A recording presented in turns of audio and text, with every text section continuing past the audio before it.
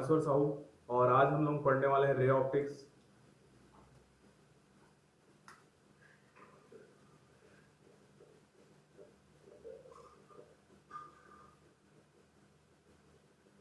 ठीक है, ray optics को समझने से पहले हम लोग ऑप्टिक्स क्या होता है उसके बारे में जान लेते हैं। तो ऑप्टिक्स क्या होता है?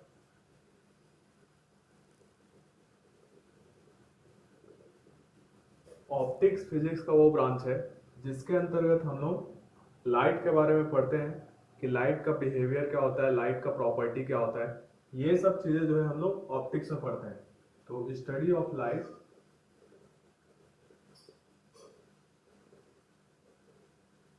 Is called optics.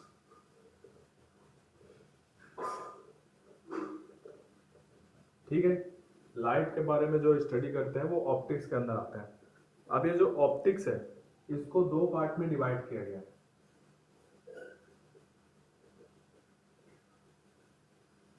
एक होता है ज्योमेट्रिकल ऑप्टिक्स या फिर इसी को ही रे ऑप्टिक्स बोलते हैं, और दूसरा है हमारा wave optics.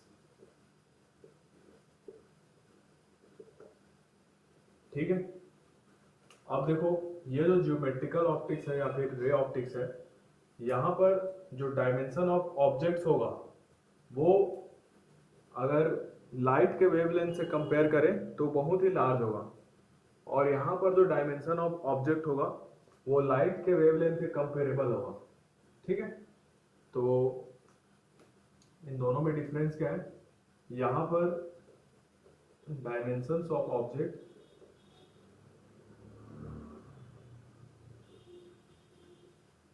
Are very large than wavelength of light।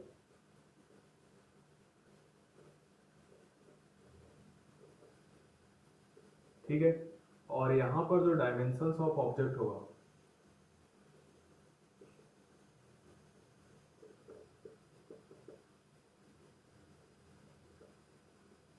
Comparable with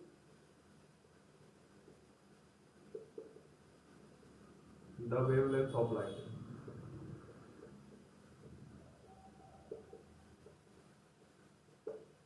ठीक है, यहाँ पर अगर वेवलेंथ लाइट का कंपेयर करें डायमेंशन ऑफ ऑब्जेक्ट से तो बहुत लार्ज होगा डायमेंशन ऑफ ऑब्जेक्ट, और यहाँ पर वेवलेंथ ऑफ लाइट जो है वो ऑब्जेक्ट के डायमेंशन के लगभग कंपेरेबल होगा। ठीक है, यहाँ पर हम लोग बात करते हैं न्यूटन ऑप्टिक्स की। न्यूटन ऑप्टिक्स, तो न्यूटन लाइट को as a stream of particle समझता था। ठीक है, तो न्यूटन ऑप्टिक्स में हम लोग क्या समझते हैं? Light as a stream of particle. यहां पर वेव ऑप्टिक्स में क्या समझा जाता है कि जो लाइट है वो एक वेव है, तो लाइट एज अ वेव। ठीक है, अगर हम लोग इसमें क्या क्या चीजें रे ऑप्टिक्स में पढ़ते हैं या फिर रे ऑप्टिक्स किन किन चीजों को एक्सप्लेन कर पाता है, तो उसमें आता है रिफ्लेक्शन हो गया, रिफ्रैक्शन हो गया। इसमें हम लोग पढ़ेंगे लेंस के बारे में, मिरर के बारे में, टेलीस्कोप के बारे में, माइक्रोस्कोप के बारे में। और यहाँ पर हम लोग पढ़ते हैं डिफ्रैक्शन क्या होता है, इंटरफेरेंस कैसे होता है लाइट का, पोलराइजेशन कैसे होता है, ये सब हम लोग इसमें पढ़ते हैं। तो यहाँ पर हम लोग बात करेंगे रिफ्लेक्शन की, रिफ्रैक्शन की, etc। ठीक है, और यहाँ पर हम लोग बात करेंगे डिफ्रैक्शन की, इंटरफेरेंस की, etc। पोलराइजेशन भी हो गया। ठीक है, तो ये दो बेसिक डिफरेंसेस है दोनों के बीच में कि रे ऑप्टिक्स क्या होता है और वेव ऑप्टिक्स क्या होता है। ठीक है, अब रे ऑप्टिक्स को स्टार्ट करने से पहले हम लोग लाइट का कुछ कुछ और भी प्रॉपर्टीज होता है उसको भी समझ लेते हैं कि क्या क्या प्रॉपर्टीज है। इसको शायद नोट कर लिए होंगे आप लोग, तो मिटा देता हूँ।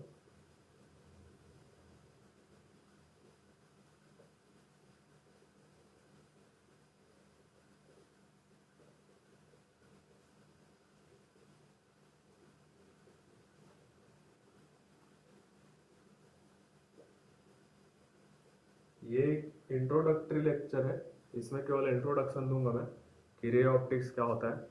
इसमें जो बेसिक बेसिक बातें हैं उसके बारे में बात करेंगे, फिर नेक्स्ट लेक्चर से और भी डिटेल में इसको पढ़ना स्टार्ट करेंगे। ठीक है, तो सबसे पहले देख लेते हैं मोशन ऑफ लाइट।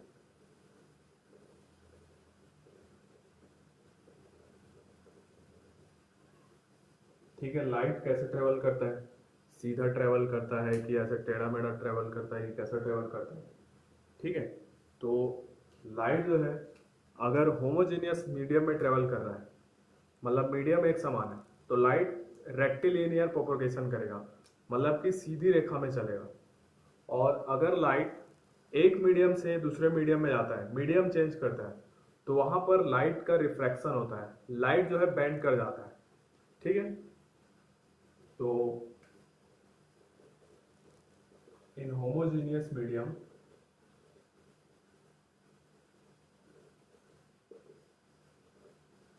light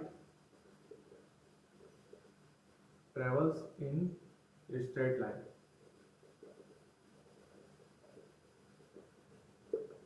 ठीक है, सीधी रेखा में चलेगा, सीधा सीधा। ठीक है, अगर मीडियम होमोजेनियस है। अगर लाइट मीडियम चेंज करता है तो उसका रिफ्लेक्शन हो जाता है।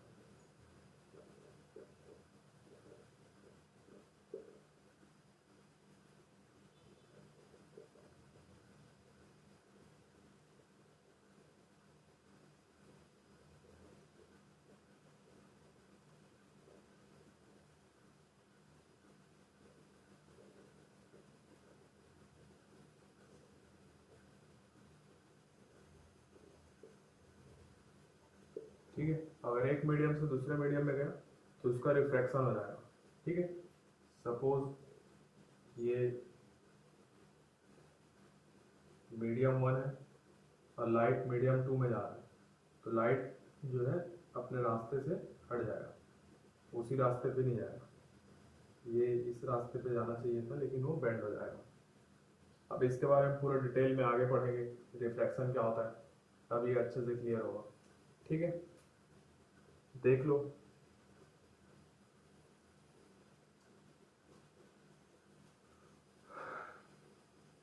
ठीक है, मिटा दो।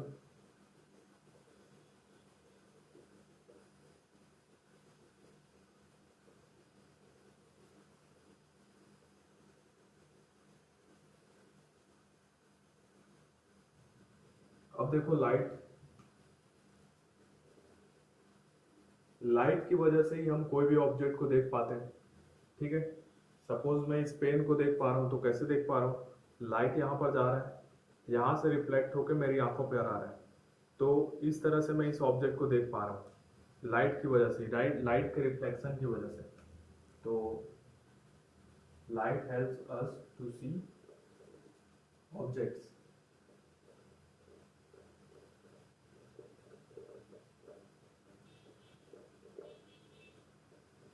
ठीक है, किसी भी ऑब्जेक्ट को देखना है तो हम किस वजह से देख पाते हैं, लाइट की वजह से।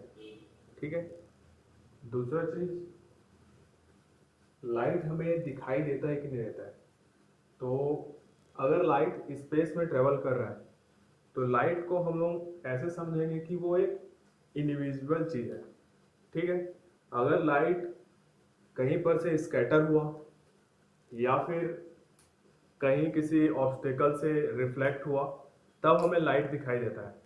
ठीक है, जैसे कि स्कैटर का एग्जांपल समझ सकते हो कि दोपहर में खिड़की से लाइट स्कैटर होकर रूम में आते रहता है, कहीं कहीं पर आपने देखा होगा। ठीक है, ये बात समझ में आया कि लाइट इज इनविजिबल।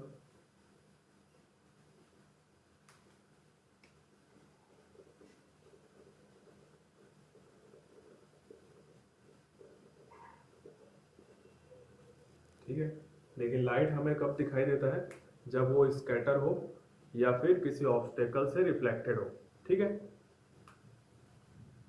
तो लाइट रे can not be seen as it में ट्रेवल थ्रू स्पेस। ठीक है, जब स्पेस से ट्रेवल कर रहा है तो हम उसको नहीं देख पाएंगे अनलेस इट इज स्कैटर्ड और रिफ्लेक्टेड बाय एन ऑब्स्टेकल। ठीक है, यहां तक समझ में आया? तो इसको भी छाप लो, छापना चाहो तो। ठीक है, मिटा दो।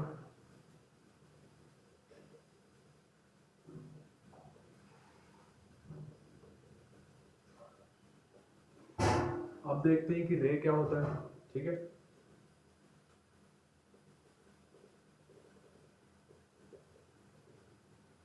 तो रे क्या होता है बेसिकली, लाइट जिस पाथ को ट्रेवल करता है, जिस पाथ पर लाइट ट्रेवल करता है उसे ही हम लोग रे कहते हैं। और अगर एक साथ बहुत सारा रेज आ रहा है, मतलब एक साथ बंडल ऑफ रेज आ रहा है, तो उसको हम लोग बीम कहते हैं। ठीक है,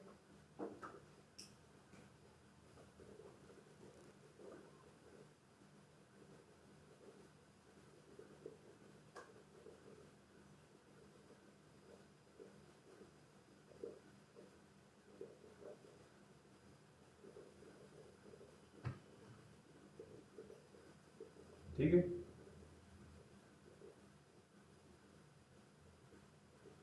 and the bundle of light rays are known as beam. ठीक, जो पार्ट ट्रेवल करेगा लाइट उसे ही रे बोलेंगे। और एक साथ अगर बहुत सारा लाइट रेज आ रहा है, मतलब बंडल ऑफ लाइट रेज आ रहा है, तो उसको हम लोग बीम कहते हैं। ठीक है, अब देखते हैं रे और बीम को।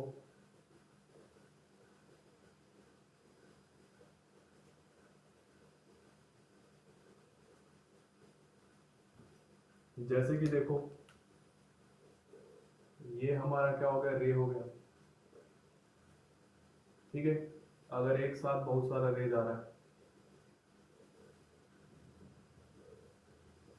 तो ये क्या हो गया, बीम हो गया। ठीक है, इसके अलावा और एक दो चीजें देख लो। जैसे कि अगर रेस ऐसे एक जगह किसी पॉइंट पर कन्वर्ट हो रहा है तो इसको बोलते हैं कन्वर्जिंग रेस। ठीक है, देखो यहाँ पर ये जो रेस है वो एक पेंसिल की तरह दिखता है ना, पेंसिल के नोक की तरह, ये देखो। तो इसी को एक converging or pencil of rays बोला जाता है। ठीक है, सिमिलरली तुम्हारा अगर रेस ऐसे है, ये किसी पॉइंट से दूर जा रहा है तो इसको बोलते हैं डाइवर्जिंग रेस।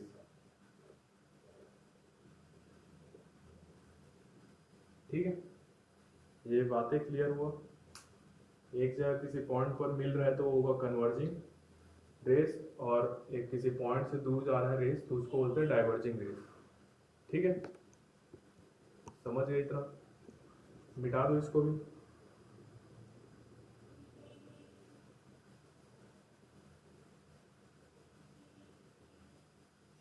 अब देखो, जो लाइट है वो बेसिकली क्या है, एक इलेक्ट्रोमैग्नेटिक वेव होता है। ठीक है, अब आप लोग जानते होंगे कि इलेक्ट्रोमैग्नेटिक वेव क्या क्या है। जैसे कि कुछ कुछ एग्जांपल्स के लिए गामा रेज है, एक्स रेज है, ये क्या है, इलेक्ट्रोमैग्नेटिक वेव्स है। ठीक है, तो लाइट इनमें से कौन से रीजन में आता है उसको देखते हैं। तो पहले तो लिख लेते हैं कि light is an electromagnetic wave.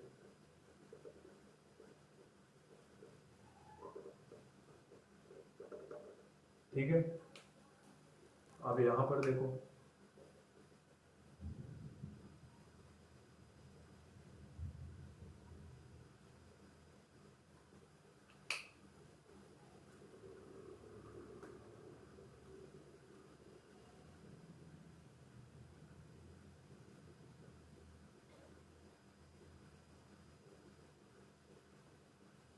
ठीक है, तो सबसे पहले यहाँ पर रहता है जिसका वेवलेंथ सबसे कम है, गामा रेस। इसके बाद आता है एक्स रेस, एक्स रेस के बाद आता है यूवी रेस, यूवी रेस के बाद आता है विजिबल, विजिबल के बाद आता है इंफ्रारेड, IR जिसको बोलते हैं। उसके बाद आता है हमारा माइक्रोवेव, माइक्रोवेव के बाद क्या आता है रेडियो वेव। ठीक है, जो विजिबल रीजन है इसी पे लाइट बिलोंग करता है, और इसका वेवलेंथ का रेंज देखें तो ये लगभग 4000 आर्मस्ट्रॉन्ग से 7800 आर्मस्ट्रॉन्ग के बीच होता है। ठीक है, तो लाइट हमारा यहाँ पर आता है जिसका रेंज जो है लगभग 4000 आर्मस्ट्रॉन्ग से 7800 आर्मस्ट्रॉन्ग के बीच होता है। ठीक, समझ में? नोट कर लो इसको भी।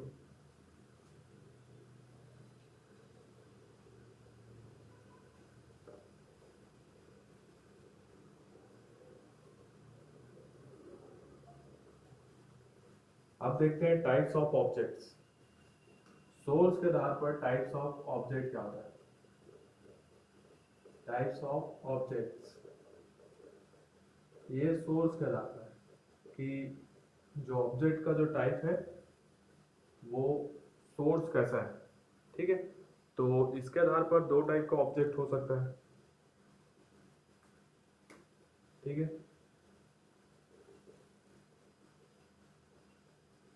एक होता है लुमिनस ऑब्जेक्ट,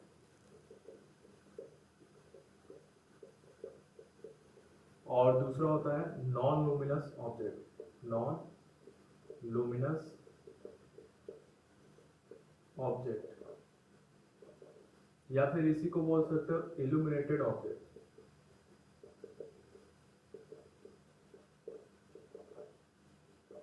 ठीक है, ये दो ऑब्जेक्ट है, लुमिनस ऑब्जेक्ट्स या फिर नॉन लुमिनस ऑब्जेक्ट। ठीक है, तो लुमिनस ऑब्जेक्ट क्या होता है? ऐसा ऑब्जेक्ट जो खुद का ही इतना सक्षम हो कि वो खुद से अपना लाइट जनरेट कर सके। जैसे कि स्टार्स हैं, ठीक है, सन देखते हो, सन का खुद का लाइट जनरेट करने का पावर है। ठीक है, और जैसे कि जुगनू हो गया, है ना, बल्ब हो गया। ठीक है, इसके अलावा माचिस की तीली हो गई। ठीक है, तो वो सब क्या है? लुमिनस ऑब्जेक्ट है, objects which generate their own light. और नॉन लुमिनस ऑब्जेक्ट क्या होता है? जो खुद का लाइट जनरेट नहीं कर सकता, लेकिन ये जो है लाइट को रिफ्लेक्ट कर सकते हैं, है ना। जैसे कि मून क्या है, लाइट को खुद वो लाइट जनरेट नहीं कर सकता, लेकिन वो लाइट को रिफ्लेक्ट कर सकता है। तो नॉन लुमिनस ऑब्जेक्ट को अगर कहा जाए तो इसको ये कहना ज्यादा सही है कि objects which are capable of reflecting lights. ठीक है, तो यहां पर ये क्या है? Objects which generate their own light. जैसे कि एग्जांपल के लिए सन हो गया, स्टार हो गया, ठीक है, बल्ब हो गया, etc। ठीक, और यहां पर क्या लिखेंगे? Objects which are capable of reflecting light.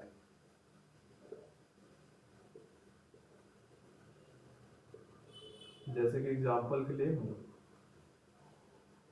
ठीक है,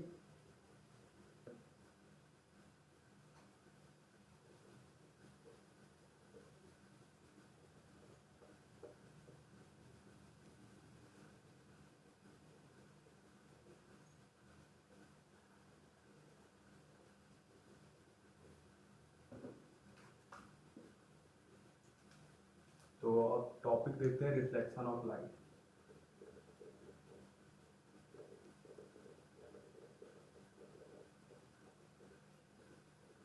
कि रिफ्लेक्शन ऑफ लाइट क्या होता है। ठीक है, तो देखो, जब लाइट जो है दो मीडियम के बाउंड्री पर जब लाइट पड़ता है तो जब ऐसा जब कभी भी हो और लाइट टर्न बैक कर जाए, ठीक है, तो ये जो फिनोमिना है उसको हम लोग बोलते हैं रिफ्लेक्शन। लाइट जब दो मीडियम के बाउंड्री पर पड़े और वहां से लाइट क्या हो जाए, वापस से रिफ्लेक्ट कर जाए या फिर टर्न बैक कर जाए, तो ये फिनोमिना को हम लोग बोलते हैं रिफ्लेक्शन। ठीक है,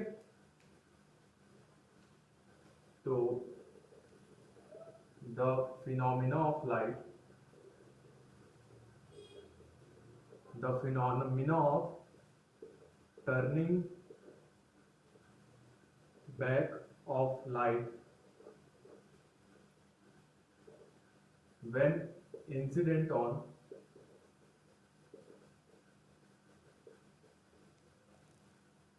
boundary of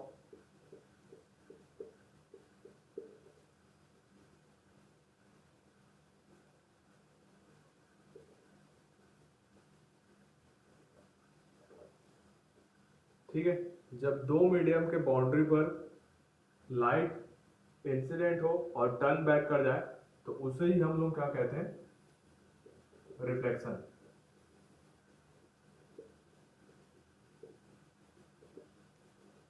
ठीक है, इसको पूरे डिटेल में अभी समझेंगे। ठीक है, और जो सरफेस रिफ्लेक्शन कॉज करता है, जिस सरफेस पर रिफ्लेक्शन होता है उसे हम लोग रिफ्लेक्टर बोलते हैं।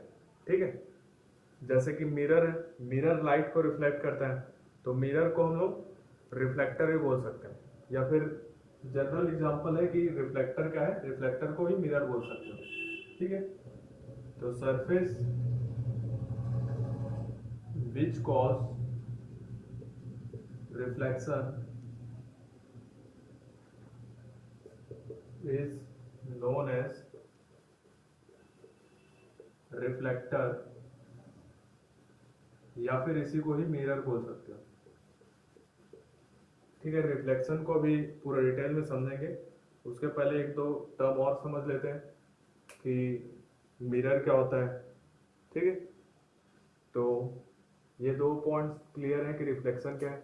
रिफ्लेक्शन क्या है, जब दो बाउंड्रीज के, दो मीडियम के बाउंड्रीज पर लाइट इंसिडेंट होता है तो वो टर्न बैक कर जाता है, इसी फिनोमिना को ही हम लोग बोलते हैं रिफ्लेक्शन ऑफ लाइट। और जो सरफेस रिफ्लेक्शन करता है उसको हम लोग बोलते हैं रिफ्लेक्टर या फिर मिरर। ठीक है, मिटा दूं।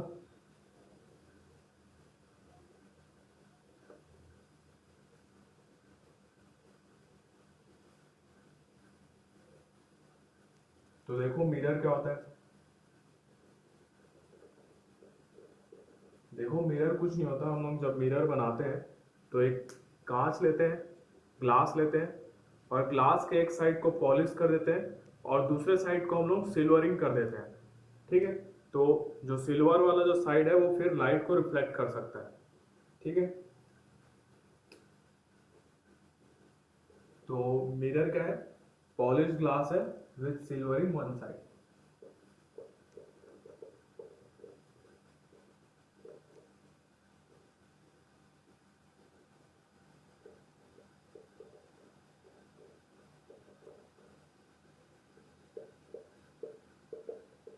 एक साइड को सिल्वर कर देते हैं, एक साइड जो है पॉलिश रहता है।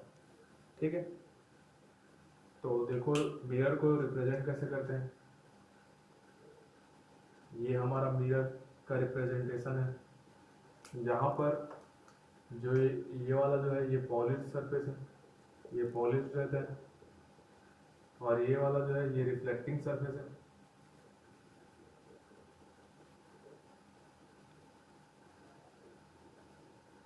अगर इसके सामने, मिरर के सामने कोई ऑब्जेक्ट रखोगे तो उसका इमेज बनेगा। ठीक है, तो एक सपोज यहाँ से एक लाइट इंसिडेंट हुआ मिरर पे, तो ये इंसिडेंट होने के बाद ये रिफ्लेक्ट भी हो जाएगा, मिरर उसको रिफ्लेक्ट कर देगा। ठीक है, ये हमारा प्लेन मिरर है।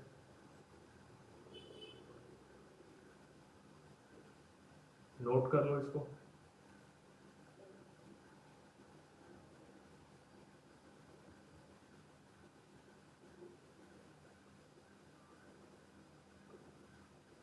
ठीक है, नोट कर लिए। अब इसको और डिटेल में समझते हैं, रिफ्लेक्शन को।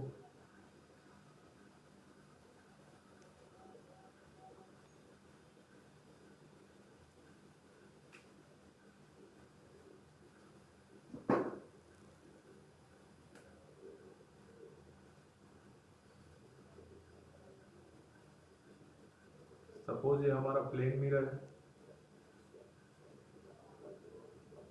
ठीक है।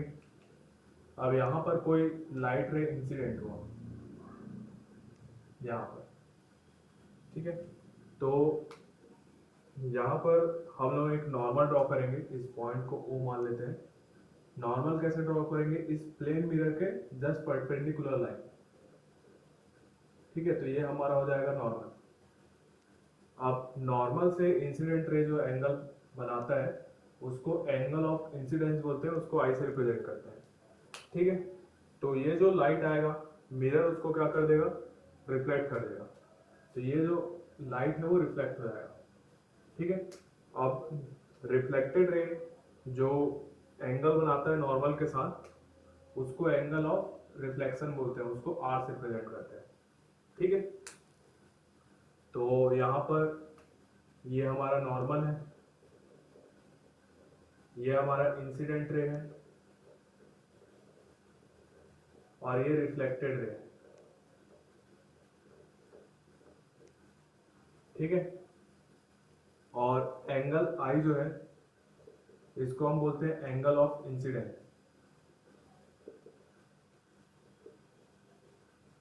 और एंगल आर जो है इसको बोलते हैं हम लोग एंगल ऑफ रिफ्लेक्शन, ठीक है। देख लो इस डायग्राम को, ये यहाँ पर रेस का रिफ्लेक्शन को दिखाया गया है, ठीक है। Angle I angle of incidence है और एंगल आर जो है एंगल ऑफ रिफ्लेक्शन है, ठीक। अब ये रिफ्लेक्शन के क्या क्या नियम है उसको समझते हैं, लॉज ऑफ रिफ्लेक्शन को देखते हैं, ठीक है। तो इसी डायग्राम से लॉज ऑफ रिफ्लेक्शन को देख लेते हैं।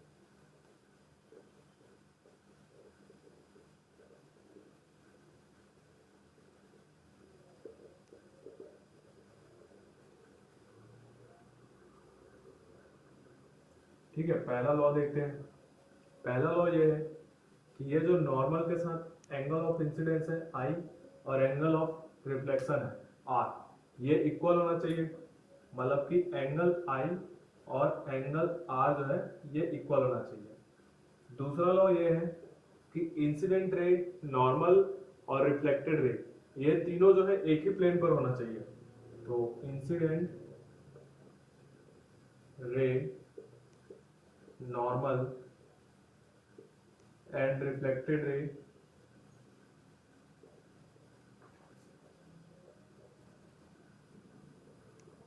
lies on same plane, same plane पर तीनों लाई करना चाहिए, ठीक है। समझ में आ गई इतना?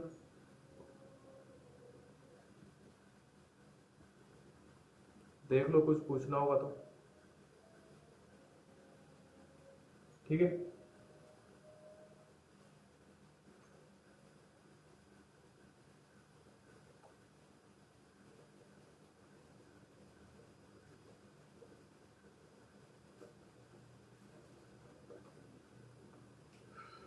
अब देखो, सपोज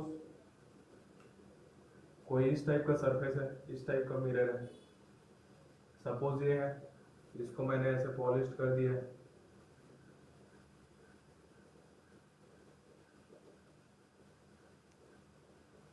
ठीक है। और यहाँ पर सपोज एक रे यहाँ पर इंसिडेंट हुआ ऐसे करके, ठीक। तो ये कैसे रिफ्लेक्ट होगा, इसका रिफ्लेक्शन दिखाने के लिए यहाँ पर क्या ड्रॉ करना पड़ेगा, नॉर्मल। तो यहाँ पर जस्ट ये वाला जो सरफेस है यहाँ पर परपेंडिकुलर लाइन खींच दो, ये नॉर्मल हो जाएगा, ठीक है। ये एंगल आई है, तो जितना एंगल से ये इंसिडेंट हुआ है उतना ही और एंगल बनाते हुए ये रिफ्लेक्ट हो जाएगा, तो ऐसे कुछ रिफ्लेक्ट हो जाएगा, ये एंगल आर हो जाएगा। ये आई और एंगल आई और एंगल आर सेम होना चाहिए, ठीक है। कहीं पर और रे गिरा के देख लेते हैं। सपोज यहाँ पर ऐसे रे गिरा, ठीक है।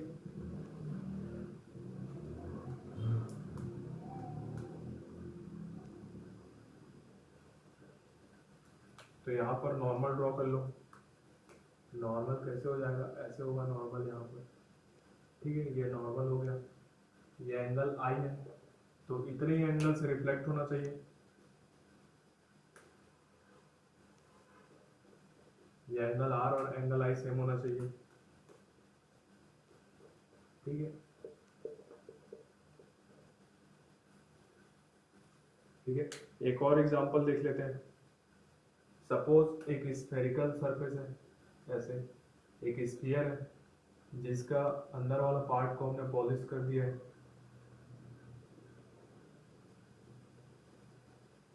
तो ये जो बाहर वाला जो सरफेस है वो रेस को रिफ्लेक्ट कर सकता है ना।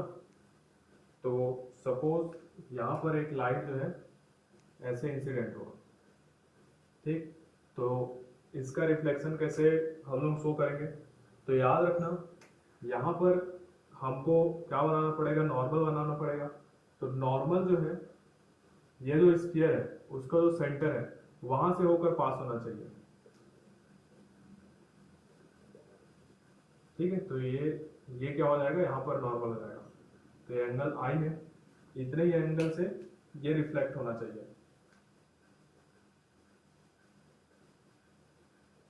ठीक है, एंगल आई और एंगल आर जो है सेम होना चाहिए, ठीक है।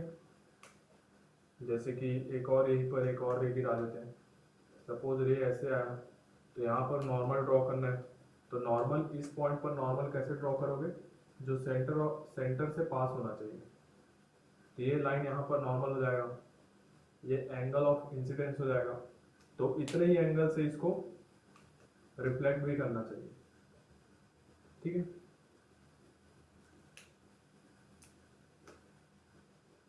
तो एंगल आई और एंगल आर सेम होना चाहिए, ठीक। ये कुछ कुछ एग्जांपल्स हैं, नोट कर लो इसको,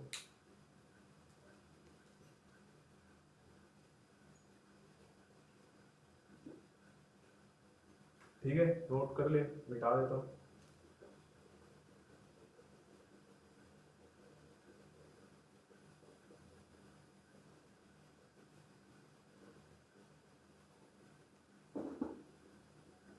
अब एक चीज को हम लोग नोट करके लिख लेते हैं, ठीक है। देखो सपोज अगर ये मिरर है और मिरर पर जब रे, ये हमारा क्या है, नॉर्मल होता है, ठीक है, और सपोज यहाँ पर रे जो है नॉर्मली इंसिडेंट हो रहा है, मतलब यहाँ पर जो एंगल आई है वो 0 डिग्री है, ठीक। नॉर्मल के साथ एंगल होता है इंसिडेंट रे का, यहाँ पर देखो वो 0 है, तो इस केस में एंगल आर भी क्या होना चाहिए, 0 होना चाहिए, तो रे जो है इसी लाइन पे वापस लौट जाएगा, ठीक है। जब नॉर्मल इंसिडेंट होगा तो एंगल आई और एंगल आर दोनों ही 0 होना चाहिए, तो नॉर्मल इंसिडेंस में ये होना चाहिए, ठीक है, ये बात क्लियर है, देख लो।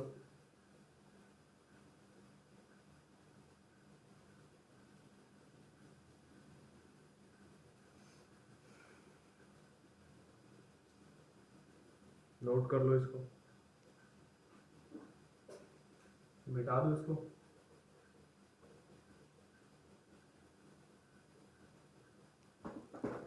अब देखते हैं एंगल ऑफ डेविएशन,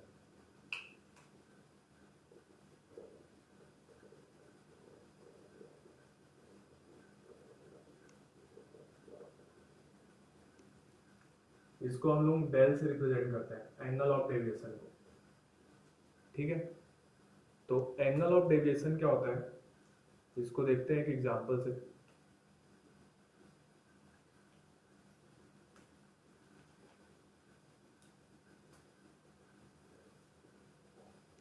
सपोज ये हमारा मिरर है, ठीक, यहाँ पर एक रे इंसिडेंट हुआ, ठीक, ये नॉर्मल है यहाँ पर, सपोज ये 30 डिग्री पर इंसिडेंट हुआ, नॉर्मल से 30 डिग्री के एंगल पर इंसिडेंट हुआ, तो 30 डिग्री का एंगल बना के ये रिफ्लेक्ट हो जाएगा,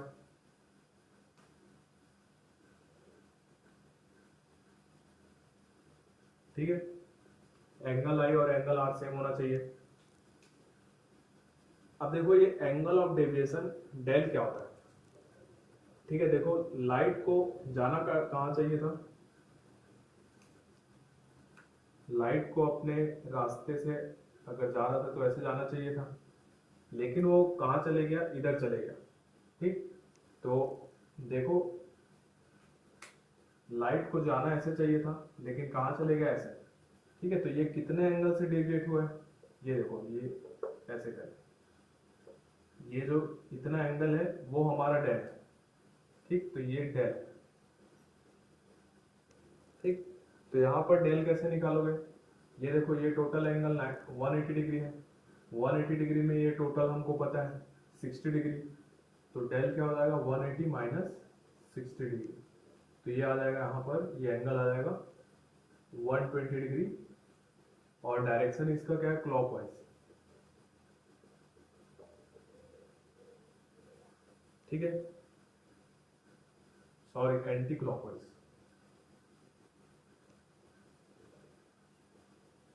ठीक है, ये देखो ये एंटी क्लॉकवाइज है, ये क्लॉकवाइज होता है। समझ में आए,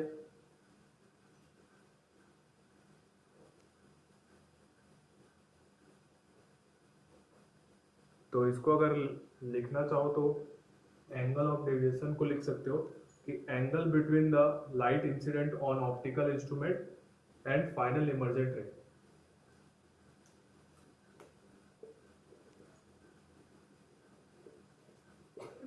angle between the light incident on optical instrument and final emergent light. ठीक है, देखो ये इंसिडेंट का डायरेक्शन ये था, अब यहाँ से फाइनली इमर्जेंट यहाँ है, तो ये जो डेविएशन है वही हमारा क्या है, एंगल ऑफ डेविएशन, कितने एंगल से वो डेविएट हो रहे हैं। ठीक है, समझ में आइए। अब एंगल ऑफ डेविएशन पे कुछ कुछ क्वेश्चन करते हैं।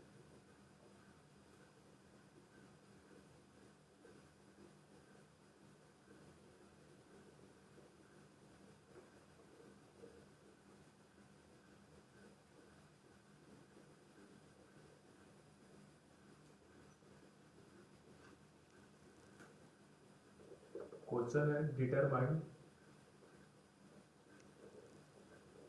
Angle of deviation. ठीक है, यहाँ पर एक क्वेश्चन दे रहा हूँ, उसमें डेल फाइंड आउट करना है, बहुत ही आसान क्वेश्चन है, देख लो। ये मिरर है, यहाँ पर एक रे इंसिडेंट हुआ, ये नॉर्मल है, ये रिफ्लेक्ट हो गया, नॉर्मल से 45 डिग्री पर इंसिडेंट हुआ। ये क्वेश्चन है, इसमें डेल फाइंड आउट करना है, देख लो, ट्राई कर लो एक बार।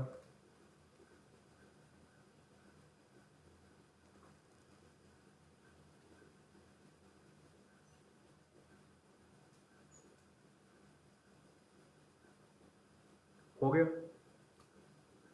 देखो बहुत आसान क्वेश्चन है। यहाँ पर एंगल ऑफ इंसिडेंस कितना है, 45 डिग्री है, तो एंगल ऑफ आई और एंगल ऑफ आर सेम होना चाहिए, तो ये भी 45 डिग्री होगा। ठीक है, अब एंगल ऑफ डेविएशन कैसे निकालोगे, लाइट को जाना ऐसे चाहिए था, लेकिन कहाँ चले गया, ऐसे चले गया, तो ये हमारा डेल होगा। ठीक है, तो देखो ये टोटल एंगल कितना है, 180 डिग्री है, और उसमें से ये कितना है, 45 प्लस 45 90 डिग्री है, तो ये बचा वाला एंगल कितना होगा, 180 माइनस 90, तो मतलब कितना आ गया, 90 डिग्री। अब इसका डायरेक्शन भी देख लो, ये कैसा डायरेक्शन है, एंटी क्लॉकवाइज।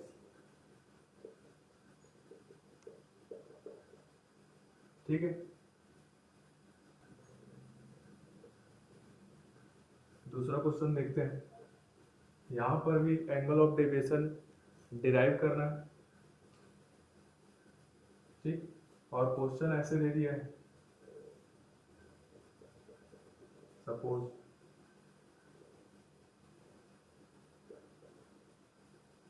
थीटा डिग्री पर इंसिडेंट हो रहा है, ठीक है, ये नॉर्मल है। अब इस क्वेश्चन में सपोज इस टाइप का कुछ ऑप्शन दे रखा है, थीटा क्लॉकवाइज, ठीक है, या फिर थीटा एंटी क्लॉकवाइज,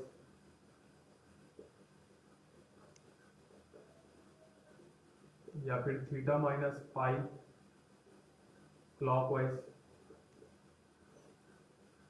या फिर पाई माइनस 2 थीटा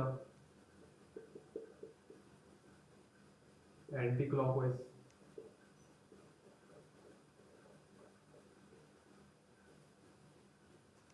ठीक है, तो देखो इस क्वेश्चन को कैसे करेंगे। ये थीटा एंगल पर इंसिडेंट हुआ है तो थीटा ही एंगल पर रिफ्लेक्ट होगा, ठीक, ये ऐसे जाना चाहिए था इसको। ये जो एंगल है वो एंगल ऑफ डेविएशन होगा, ये होगा डेल, ठीक है। तो यहाँ पर देखो डेल क्या होगा, ये टोटल एंगल कितना क्या होता है 180 डिग्री का, 180 डिग्री को हम लोग पाई भी बोलते हैं, और यहाँ से यहाँ तक का एंगल कितना है 2 theta, theta plus theta 2 theta, तो पाई माइनस 2 थीटा, और डायरेक्शन क्या है एंटी क्लॉकवाइज। तो कौन सा ऑप्शन सही हो गया, पाई माइनस 2 थीटा। तो इसमें बहुत आसान आसान क्वेश्चन आता है जिसको देख के कर सकते हो, ठीक है, नोट कर लो इसको। अब देखते हैं नेक्स्ट क्वेश्चन इस पे।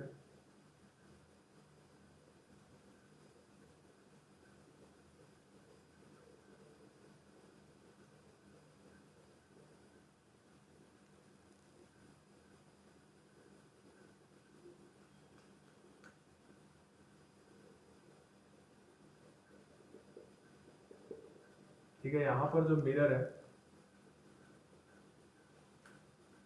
ये रे इंसिडेंट हुआ 20 डिग्री पर। ट्राई करो इसको एक बार बना के, angle of deviation he find out करना है यहाँ पर, ठीक है।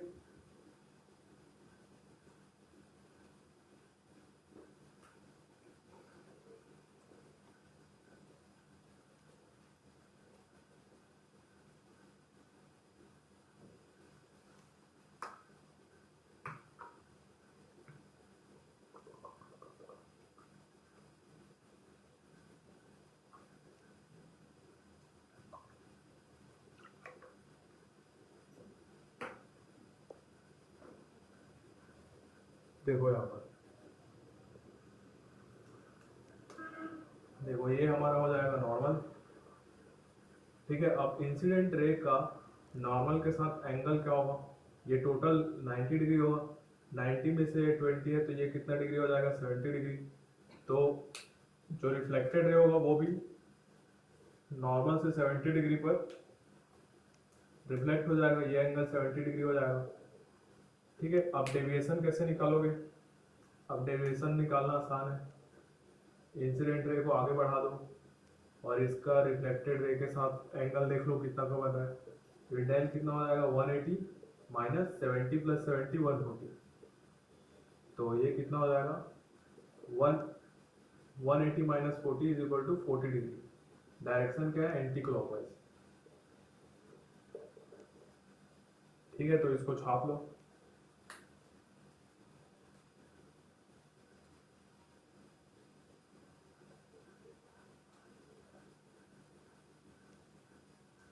हो गया।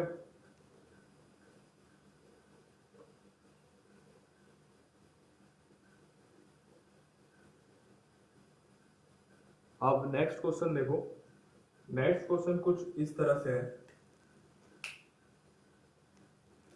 ये हमारा हॉरिजॉन्टल है, यहां से जो मिरर है, ये जो मिरर है, ये मिरर है, ये मिरर यहां से 30 डिग्री के एंगल पर रखा हुआ है, ठीक है, और यहां पर एक रे इंसिडेंट हो रहा है ऐसे, ठीक, ये जो रे है और ये जो हॉरिजॉन्टल है उसके पैरेलल है, यहां पर incident ray is parallel to horizontal। ठीक है, तो यहाँ पर क्या बताना है, एंगल ऑफ डेविएशन, डेविएशन बताना है यहाँ पर डेल। ट्राई करो एक मिनट सोच के।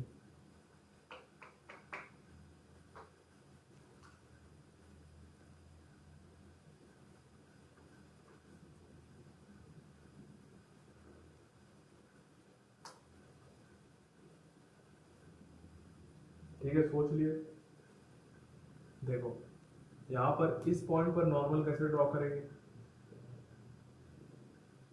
ये हमारा नॉर्मल हो जाएगा। ठीक है, देखो ये जो इंसिडेंट रे है और ये हॉरिजॉन्टल दोनों क्या है, पैरेलल। ठीक है, अब पैरेलल के बीच में ये लाइन है, तो देखो ये 30 डिग्री है, तो ये भी एंगल कितना का होगा, 30 डिग्री का होगा ये वाला एंगल। ठीक है, अब हमको ये 30 डिग्री पता है, तो ये टोटल 90 डिग्री है, तो ये 30 है, तो ये एंगल कितने का हो जाएगा, 90 माइनस 30, 60 डिग्री। तो ये कितने डिग्री से रिफ्लेक्ट होगा, 60 डिग्री से। ठीक है,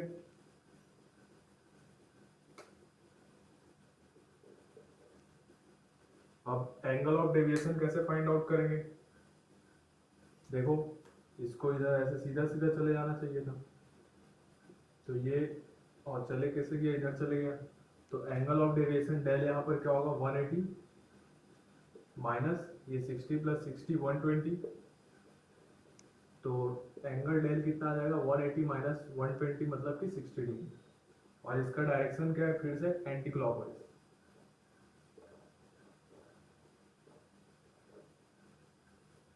ठीक है, तो डेविएशन कैसे निकालना है समझ में आया। जो बेसिक चीजें बताया गया था शुरू में, रिफ्लेक्शन के बारे में, लाइट के बारे में, वो सब चीजें समझ में आया।